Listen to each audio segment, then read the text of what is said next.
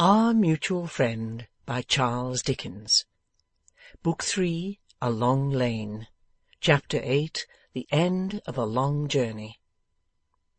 The train of carts and horses came and went all day from dawn to nightfall, making little or no daily impression on the heap of ashes, though, as the days passed on, the heap was seen to be slowly melting. My lords and gentlemen and honourable boards, when you in the course of your dust shovelling and cinder raking have piled up a mountain of pretentious failure, you must off with your honourable coats for the removal of it, and fall to the work with the power of all the Queen's horses and all the Queen's men, or it will come rushing down and bury us alive. Yes, verily, my lords and gentlemen and honourable boards, adapting your catechism to the occasion, and by God's help so you must. For when we have got things to the pass that with an enormous treasure at disposal to relieve the poor, the best of the poor detest our mercies, hide their heads from us, and shame us by starving to death in the midst of us, it is a pass impossible of prosperity, impossible of continuance. It may not so be written in the Gospel according to Podsnappery. You may not find these words for the text of a sermon in the returns of the Board of Trade, but they have been the truth since the foundations of the universe were laid, and they will be the truth until the foundations of the universe are shaken by the builder. This boastful handiwork of ours, which fails in its terrors for the professional pauper, the sturdy breaker of windows, and the rampant tearer of clothes, strikes with a cruel and a wicked stab at the stricken sufferer, and is a horror to the deserving and unfortunate. We must mend it, lords and gentlemen and honourable boards, or in its own evil hour it will mar every one of us. Old Betty Higden fared upon her pilgrimage as many ruggedly honest creatures, women and men, fare on their toiling way along the roads of life, patiently to earn a spare, bare living, and quietly to die, untouched by workhouse hands. This was her highest sublunary hope. Nothing had been heard of her at Mr Boffin's house since she trudged off. The weather had been hard, and the roads had been bad, and her spirit was up. A less staunch spirit might have been subdued by such adverse influences, but the loan for her little outfit was in no part repaid, and it had gone worse with her than she had foreseen, and she was put upon proving her case and maintaining her independence. Faithful soul! When she had spoken to the secretary of that deadness that steals over me at times, her fortitude had made too little of it. Oftener and ever oftener it came stealing over her, darker and ever darker, like the shadow of advancing death. That the shadow should be deep as it came on, like the shadow of an actual presence, was in accordance with the laws of the physical world, for all the light that shone on Betty Higden lay beyond death. The poor old creature had taken the upward course of the river Thames as her general track. It was the track in which her last home lay, and of which she had last had local love and knowledge. She had hovered for a little while in the near neighbourhood of her abandoned dwelling, and had sold, and knitted and sold, and gone on. In the pleasant towns of Chertsey, Walton, Kingston, and Staines, her figure came to be quite well known for some short weeks, and then again passed on. She would take her stand in market-places, where there were such things, on market days, at other times in the busiest, that was seldom very busy, portion of the little quiet High Street. At still other times she would explore the outlying roads for great houses, and would ask leave at the lodge to pass in with her basket, and would not often get it. But ladies in carriages would frequently make purchases from her trifling stock, and were usually pleased with her bright eyes and her hopeful speech. In these and her clean dress originated a fable that she was well to do in the world, one might say, for her station, rich, as making a comfortable provision for its subject which costs nobody anything. This class of fable has long been popular.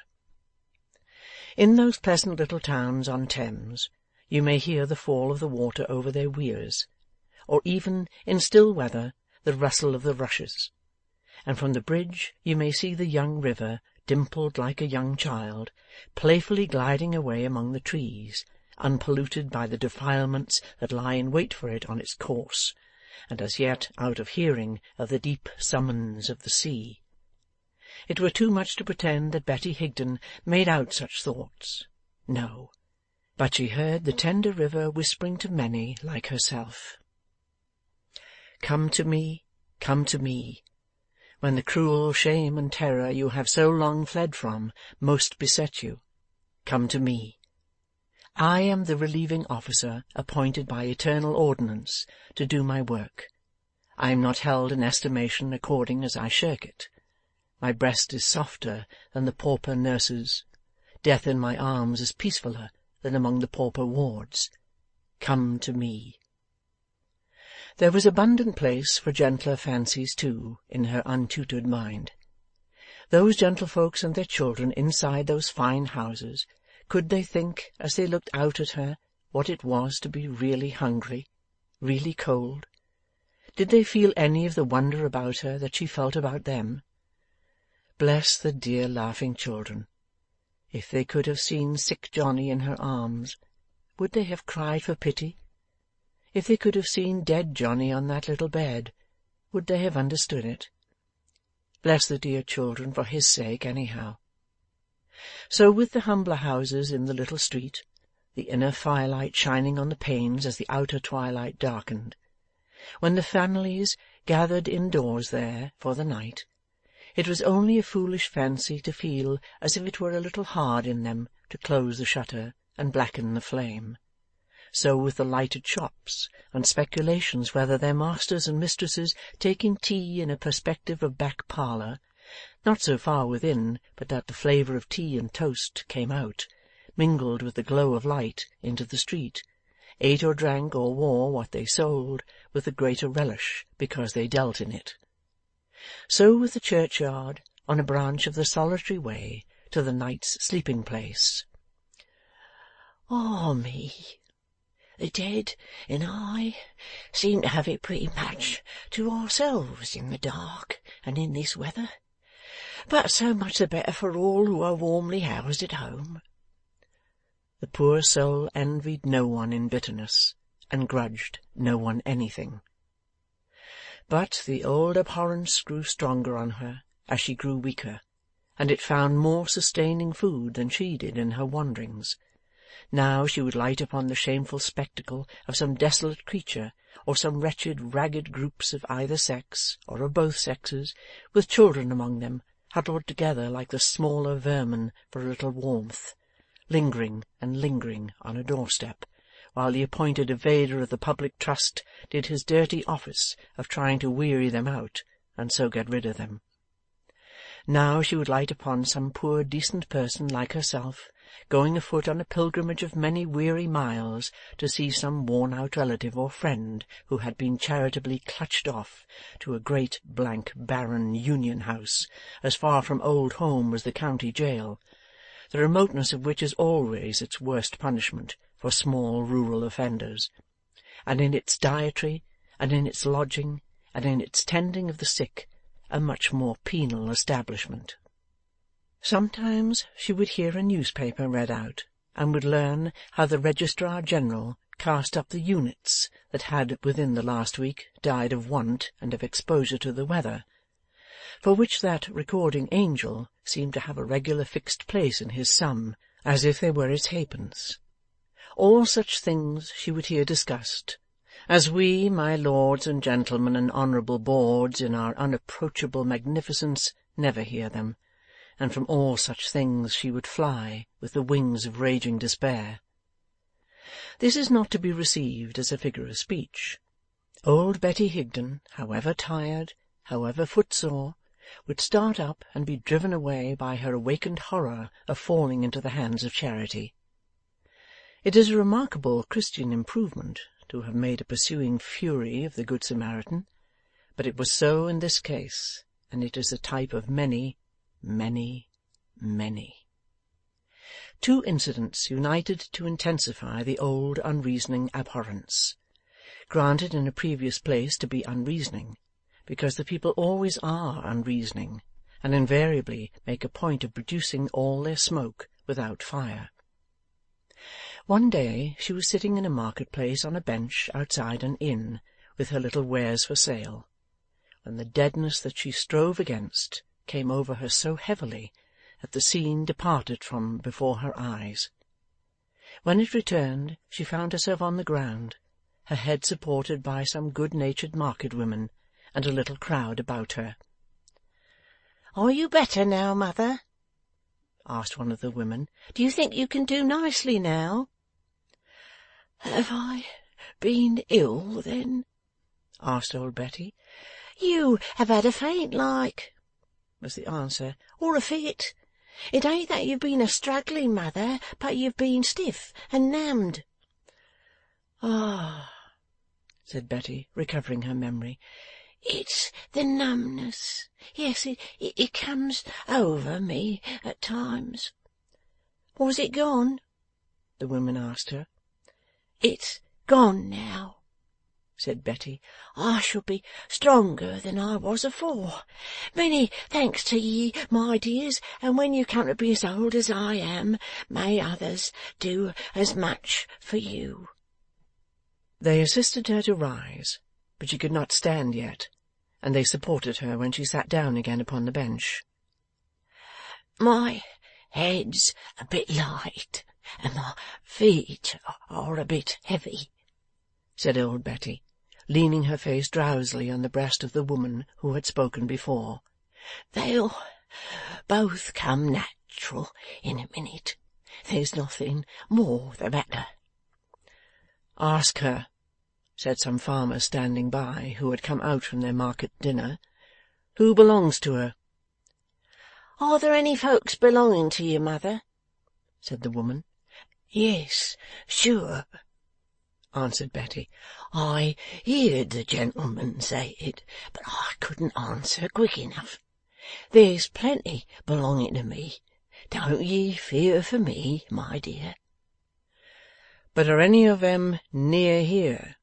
said the men's voices, the women's voices chiming in when it was said, and prolonging the strain. "Quite near enough," said Betty, rousing herself. "Don't ye be afeard for me, neighbours." "But you are not fit to travel. Where are you going?" was the next compassionate chorus she heard. "I'm a-going to London when I've sold out all," said Betty, rising with difficulty. "I've right good friends in London. I want for nothing. I shall come to no harm. Thank ye. Don't ye be afeard for me." A well-meaning bystander, yellow-legginged and purple-faced, said hoarsely over his red comforter as she rose to her feet, that she oughtn't to be let to go.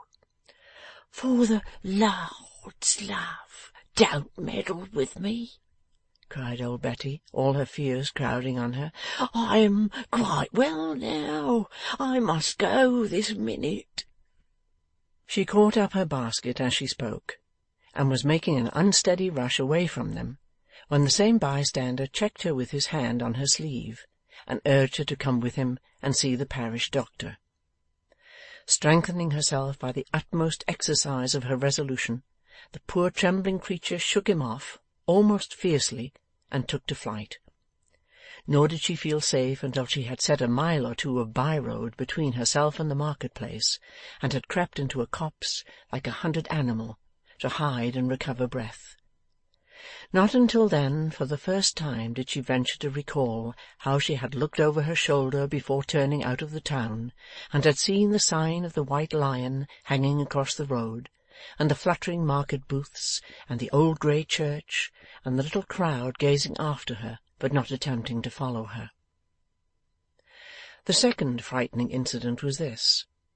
She had been again as bad, and had been for some days better, and was travelling along by a part of the road where it touched the river, and in wet seasons was so often overflowed by it that there were tall white posts set up to mark the way. A barge was being towed towards her, and she sat down on the bank to rest and watch it. As the tow-rope was slackened by a turn of the stream and dipped into the water, such a confusion stole into her mind that she thought she saw the forms of her dead children and dead grandchildren peopling the barge and waving their hands to her in solemn measure.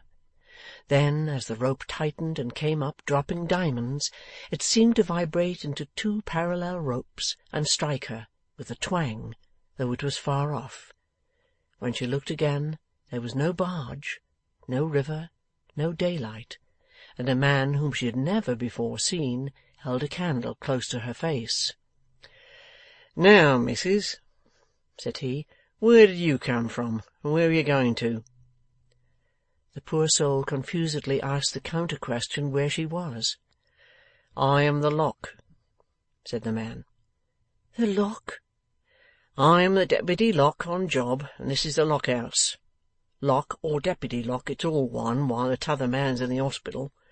What's your parish?" "Parish?"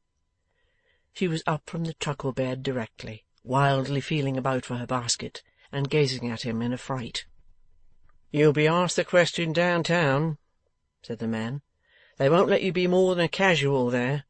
They'll pass you on to your settlement, missus, with all speed. You're not in a state to be let come upon strange parishes, sectin' as a casual." "'Twas the deadness again," murmured Betty Higden, with her hand to her head. "It was the deadness, there's not a doubt about it," returned the man. "I should have thought the deadness was a mild word for it, if it had been named to me when we brought you in. Have you got any friends, missus?" "The best of friends, master." "I should recommend you looking them up, if you consider 'em game to do anything for you," said the Deputy Lock. "Have you got any money?" "Just a morsel of money, sir." "Do you want to keep it?" "Sure I do." "Well, you know," said the Deputy Lock, shrugging his shoulders with his hands in his pockets and shaking his head in a sulkily ominous manner, "the parish authorities downtown will have it out of you if you go on. You may take your Alfred David." "Then I'll not go on." "They'll make you pay as fur as your money will go," pursued the Deputy, "for your relief as a casual and for being passed to your parish." "Thank ye kindly, master, for your warning. Thank you for your shelter, and good night." "Stop a bit," said the Deputy, striking in between her and the door. "Why, are you all of a shake? And what's your hurry, missus?"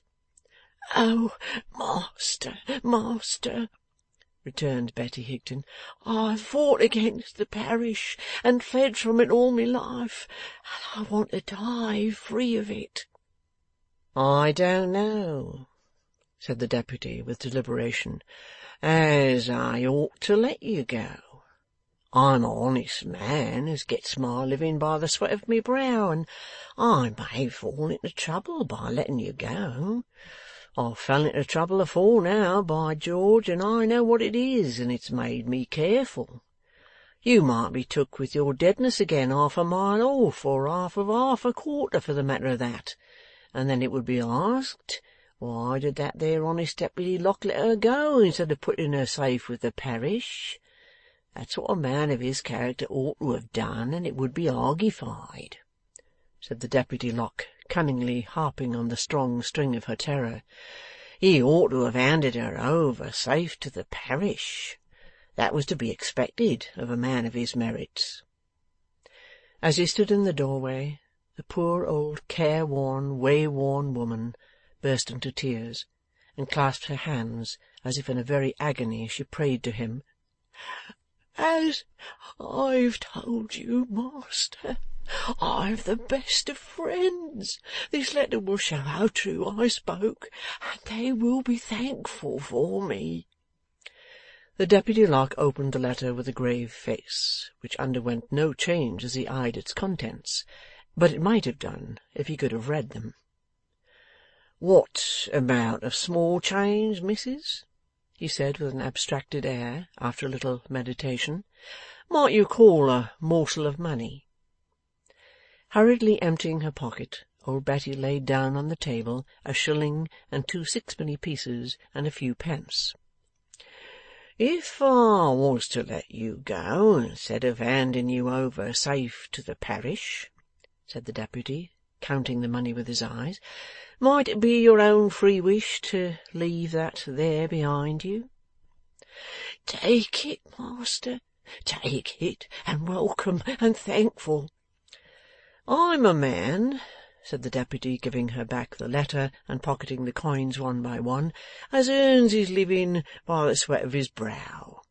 Here he drew his sleeve across his forehead, as if this particular portion of his humble gains were the result of sheer hard labour and virtuous industry. 'And I won't stand in your way. Go where you like.' She was gone out of the Lock-house as soon as he gave her this permission, and her tottering steps were on the road again.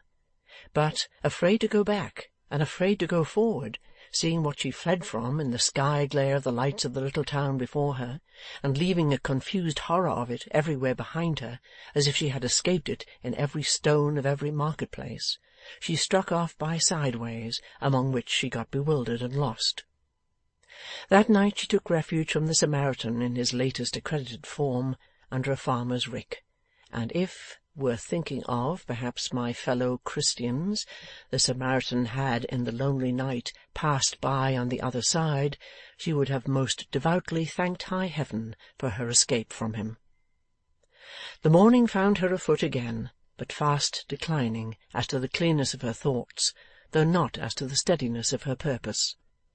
Comprehending that her strength was quitting her, and that the struggle of her life was almost ended, she could neither reason out the means of getting back to her protectors, nor even form the idea. The overmastering dread, and the proud stubborn resolution it engendered in her to die undegraded, were the two distinct impressions left in her failing mind. Supported only by a sense that she was bent on conquering in her lifelong fight, she went on. The time was come, now, when the wants of this little life were passing away from her. She could not have swallowed food, though a table had been spread for her in the next field. The day was cold and wet, but she scarcely knew it. She crept on, poor soul, like a criminal afraid of being taken, and felt little beyond the terror of falling down while it was yet daylight, and being found alive. She had no fear that she would live through another night.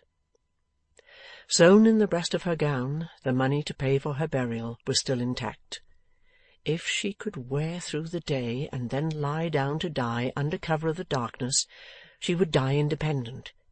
If she were captured previously, the money would be taken from her as a pauper who had no right to it, and she would be carried to the accursed workhouse. Gaining her end, the letter would be found in her breast along with the money, and the gentlefolk would say, when it was given back to them, she prized it, did old Betty Higden. She was true to it, and while she lived she would never let it be disgraced by falling into the hands of those that she held in horror. Most illogical, inconsequential, and light-headed this, but travellers in the valley of the shadow of death are apt to be light-headed, and worn-out old people of low estate have a trick of reasoning as indifferently as they live, and doubtless would appreciate our poor law more philosophically on an income of 10,000 a year. So, keeping to byways and shunning human approach, this troublesome old woman hid herself and fared on all through the dreary day. Yet so unlike was she to vagrant hiders in general, that sometimes, as the day advanced, there was a bright fire in her eyes, and a quicker beating at her feeble heart, as though she said exultingly, "The Lord will see me through it." By what visionary hands she was led along upon that journey of escape from the Samaritan! By what voices, hushed in the grave, she seemed to be addressed! How she fancied the dead child in her arms again, and times innumerable adjusted her shawl to keep it warm! What infinite variety of forms of tower and roof and steeple the trees took! How many furious horsemen rode at her crying, "There she goes! Stop! Stop! Betty Higden!" and melted away as they came close, be these things left untold. Faring on and hiding, hiding and faring on, the poor harmless creature, as though she were a murderess and the whole country were up after her, wore out the day and gained the night. water meadows, or such like,' she had sometimes murmured, on the day's pilgrimage, when she had raised her head and taken any note of the real objects about her.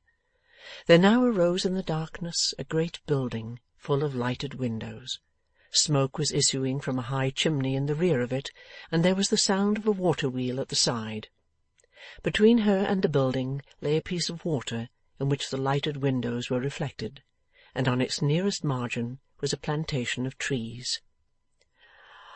"I humbly thank the power and the glory," said Betty Higden, holding up her withered hands, "that I have come to my journey's end." She crept among the trees to the trunk of a tree whence she could see, beyond some intervening trees and branches, the lighted windows, both in their reality and their reflection in the water. She placed her orderly little basket at her side, and sank upon the ground, supporting herself against the tree. It brought to her mind the foot of the cross, and she committed herself to him who died upon it. Her strength held out to enable her to arrange the letter in her breast, so as that it could be seen that she had a paper there. It had held out for this, and it departed when this was done. "I am safe here," was her last benumbed thought. "When I am found dead at the foot of the cross, it will be by some of my own sort, some of the working people who work among the lights yonder. I cannot see the lighted windows now, but they are there. I am thankful for all." The darkness gone, and a face bending down. "It cannot be the Boofer lady." "I don't understand what you say. Let me wet your lips again with this brandy. I've been away to fetch it. Did you think I was long gone?" It is as the face of a woman, shaded by a quantity of rich dark hair. It is the earnest face of a woman who is young and handsome. But all is over with me on earth, and this must be an angel. "Have I been long dead?" "I don't understand what you say. Let me wet your lips again. I hurried all I could, and brought no one back with me, lest you should die of the shock of strangers." "Am I not dead?" "I cannot understand what you say. Your voice is so low and broken that I cannot hear you. Do you hear me?" "Yes." "Do you mean yes?" "Yes. I was coming from my work just now, along the path outside. I was up with the night hands last night, and I heard a groan, and found you lying there." "What work, dearie?" "Did you ask what work?" "At the paper mill." "Where is it?" "Your face is turned up to the sky, and you can't see it. It is close by. You can see my face here between you and the sky." "Yes." "Dare I lift you?" "Not yet." "Not even lift your head to get on my arm? I will do it by very gentle degrees. You shall hardly feel it." "Not yet." "Paper. Letter." "This paper in your breast?" "Bless ye." "Let me wet your lips again. Am I to open it, to read it?" "Bless ye." She reads it with surprise, and looks down with a new expression and an added interest on the motionless face she kneels beside. "I know these names. I have heard them often." "Will you send it, my dear?" "I cannot understand you. Let me wet your lips again, and your forehead. There.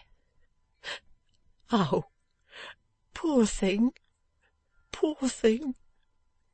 These words through her fast dropping tears. "What was it that you asked me? Wait till I bring my ear quite close." "Will you send it, my dear?" "Will I send it to the writers? Is that your wish?" "Yes, certainly." "You'll not give it up to any one but them?" "No."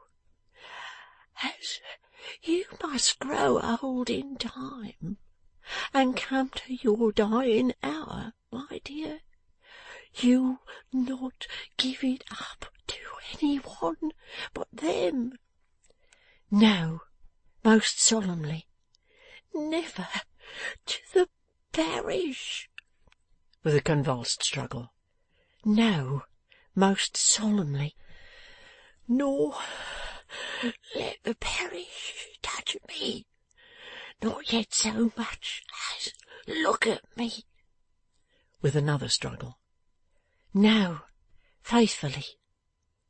A look of thankfulness and triumph lights the worn old face.